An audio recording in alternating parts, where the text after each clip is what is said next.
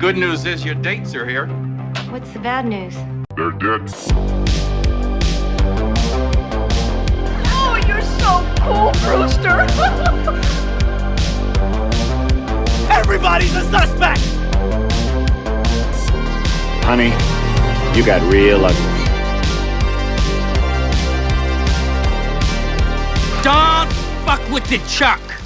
Welcome back to Toe Tag Reviews. I'm Chuck, and today we're going to be talking about The Strangers Chapter 1. It was directed by Renny Harlin and made $48.17 million. But before we get started, I need you to turn on that bell notification and make sure that you are subscribed to the channel.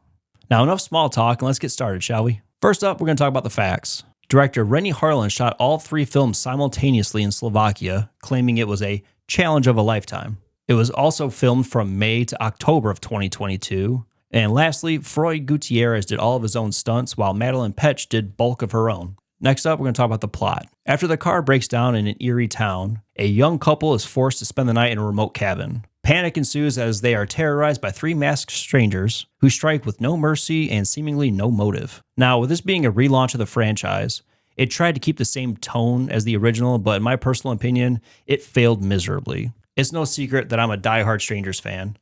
The original and Prey at Night are masterpieces in their own way. Really, the only difference is the contrasting tone. But with Chapter 1, it threw every horror trope in your face, and it was just hard to take serious. Everybody treats the outsiders different, and it was made to look like they all have a motive. Also, not a fan of the overall look. Baghead rocks a Carhartt and denim jeans, which just frustrates me. Like, the brown corduroy suit is a classy look, and it adds to the overall menacing look to him. Pinup and Dollface rock beanies and jackets. Like, why? You're supposed to see Dollface's long blonde hair and that childlike innocence, and Pinup, she's supposed to play into that seductress role and lure you in, and it doesn't, but it just bothers me a lot more than it probably should, to be honest with you. But what can you do? Next up, we have the characters. Maya is played by the incredibly beautiful and talented Madeline Petch, and I will admit she does have decent chemistry with Ryan. But when things start to happen, I'm not sure why, but all of her talent goes right out the window. She is painfully naive. Like, there's a scene where she's standing 2 feet in front of Dollface and tells Ryan about it, and then out of nowhere, she thinks it's a clown painting on the wall. Like, what? Are you thick? Ryan is played by Freud Gutierrez, and he seems like a nice dude. But once again, when things start popping off, his acting turns almost comical. He's also irritatingly dumb. He thinks everything's going to be okay at all times, and I get it. You have to be hopeful in situations like that, but still. His character just annoys me. Also, he finds a shotgun in the garage and claims to have plenty of ammo. He shoots the gun twice, and guess what? He's out of ammo. I repeat, are you thick?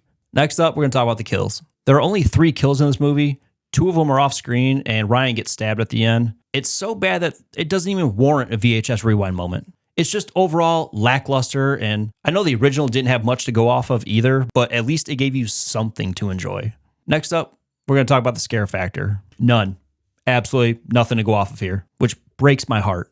It felt like Lionsgate told a high school student to make a horror film. The whole movie just seems stale, and as much as I don't want to praise it, I have to give credit where credit is due. There's a really cool shot of Maya playing the piano, and in the mirror above her, we see Baghead sitting in a rocking chair. It's very reminiscent of the original when Kristen's smoking the cigarette in the kitchen, and Baghead just walks in and stares at her for an uncomfortably long time. So that part was pretty cool. Next up, we're going to talk about the replay value. As of right now, absolutely none. But I am being pretty optimistic because maybe part 2 will pick up and give us the traction that this one needs. Truth be told, I was dreading watching this one again. But if you do happen to enjoy this movie, I apologize for crapping on it. As I always say, you like what you like. Don't feel bad for enjoying it. Last up, we're going to talk about the toe tag score. I'm giving this a 1 out of 5. I was severely disappointed with the first chapter, and like I said, I'm being pretty positive for part 2. Only reason I'm giving this 1 is because I love the overall characters of the Strangers. And I'm going to double down right here. If you happen to enjoy this movie, it's totally okay.